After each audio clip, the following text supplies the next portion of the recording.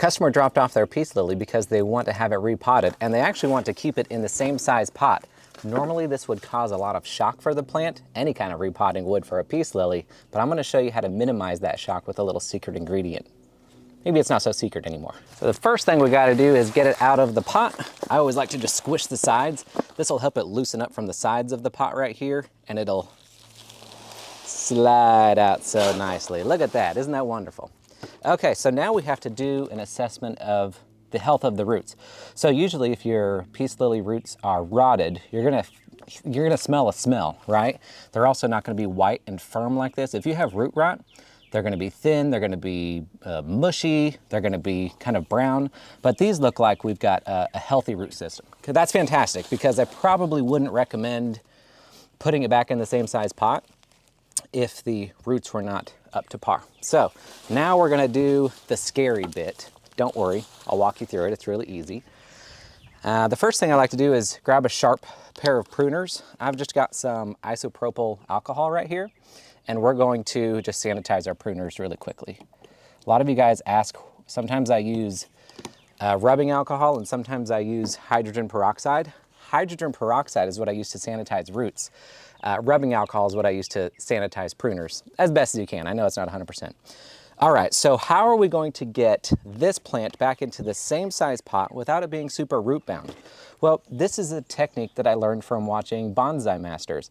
How do bonsai masters keep their trees in small pots for decades, hundreds of years actually, and that is by doing a little bit of root maintenance. So what we're going to do is remove about 25% of these roots down here, and you can just kind of guesstimate, right? So I'm gonna go, maybe this is half, maybe this is about 25%, and you can just start cutting. Now, this is a lot faster to do if you've got like a saw or something like that, but this root ball is pretty easy to get through, so a little bit of pruners is going to be perfectly fine. And I'm basically just slicing off a layer of cake. Heck, if you could get away with it, you could even use a bread knife if you were really into it. Just make sure to sanitize it before you cut into your next loaf of bread. All right, we're almost done here with this bit at least. Now we're just going to peel off our layer of cake. Isn't that wonderful? Cut all those off. Now we're going to go through a lot of shock because of this, right? We're going to go through a lot of shock. It got a little bit of a haircut. It's lost a lot of its roots, a lot of the things that are going to take up moisture and nutrients for the plant. But now it has an appropriately sized root ball to go back into the same size pot.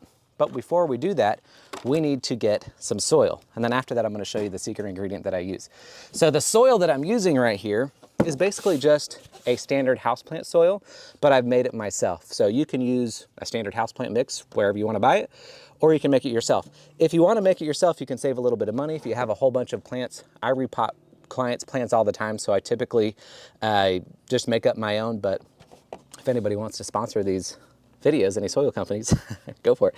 All right, so what I've got right here is 4 parts peat moss. That's going to retain a lot of moisture. That's what the peace lily likes. And then you can see the little white specks in there. That is the perlite. So I've got 4 parts peat moss, 1 part perlite, and 1 part sand, okay? Because I want a little bit of drainage in there as well, and that's what the sand and the perlite are going to do, but the peat moss is really going to be the moisture retention on this one. All right, so let's put that aside. We can get this same size pot right here. Just dump out all the excess, and then we can get putting it back in there. Maybe I'll just use, got an old terracotta pot I can use as a scoop. And what I'm doing right here is I'm just going to put about that much soil. You remember that little thick piece of cake that we sliced off? I'm going to put about that much soil because that's what I'm replacing in the bottom of the pot, right? I want the overall, need like a ponytail holder or something. I want the overall soil level, this level right here, to be about 1 inch below the total rim of the pot. The idea is that every time you water the plant, that water should be able to pool up and then sink in, right? If I take the soil level all the way to the top, I'm gonna pour the water on there and it's gonna run off the side. So that's why we leave a little bit of a gap. And that's why I'm gonna test fit it right here to see if I have enough soil, and I do. Look at that, it works just perfectly. We are just going to backfill. There's nothing crazy about this part. There's not really a whole lot of technique. I'll show you one little thing that you can do to really help yourself be successful. But before we do that, we almost forgot the most important part, my secret ingredient. I'm so glad you guys told me. My goodness, I got to take this back out. I gotta put my secret ingredient in here. Now you guys know every time you repot peace lily, ficus, there are a lot of plants that do this, but when you repot them, they go into shock for like weeks at a time. Sometimes they won't grow for a month, right? They'll just be kind of wilted and sad looking. This product right here is gonna help with that because it's what nature uses to help the plant keep from shock. This is a company called Bigfoot, and the product that I'm talking about is the mycorrhizae. That's gonna be your main thing. This is good for a lot of different stuff, but I'm using it specifically on this one because I'm wanting to avoid, as much as I can, that shock, because maybe the customer knows how to deal with the shock, maybe they don't. I'll try to educate them, but this is going to help either way. Now I'm also going to sprinkle this. There are measuring directions for this, by the way. I'm just kind of eyeballing it. On the roots around here as well, because it has to come in contact with the roots. So I'm just kind of dusting it on there like that. And now we can backfill. Okay, so back to the backfilling.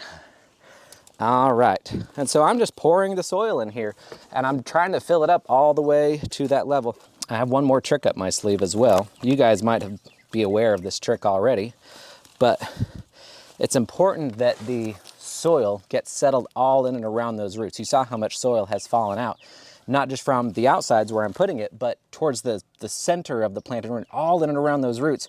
They need to get soil because they need to have access to that moisture that the peat moss is carrying, right? So to do that, we slap that pot.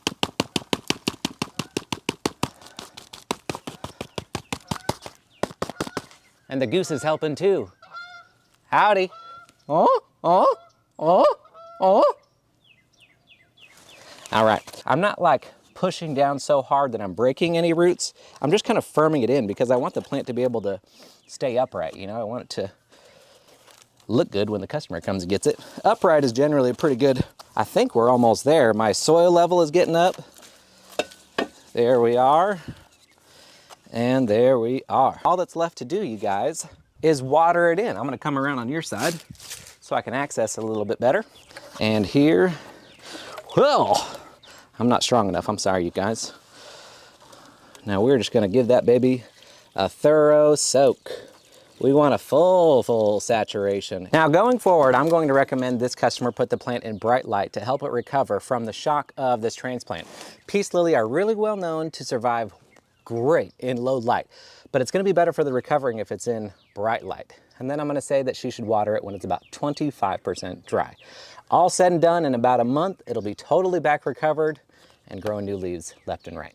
I hope you guys enjoyed this video. I repot tons of plants on this channel and all over my social media, showing you how to do it successfully, with confidence, easy. I take out all the guesswork. If you like this video, please follow along.